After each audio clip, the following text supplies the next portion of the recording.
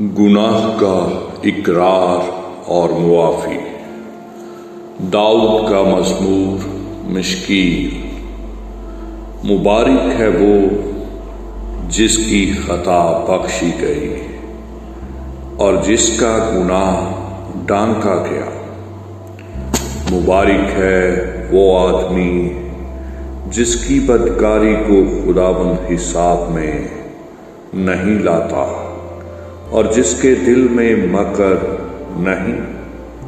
جب میں خاموش رہا تو دن بھر کے کراہنے سے میری ہڈیاں کھل گئیں، کیونکہ تیرا ہاتھ رات دن مجھ پر باری تھا۔ میری تراوت گرمیوں کی خشکی سے بدل گئی۔ میں نے تیرے حضور اپنے گناہ کو مان لیا اور اپنی بدکاری کو نہ چھپایا۔ میں نے کہا میں خداوند کے حضور اپنی خطاؤں کا اقرار کروں گا، اور تو نے میرے گناہ کی بدی کو معاف کیا۔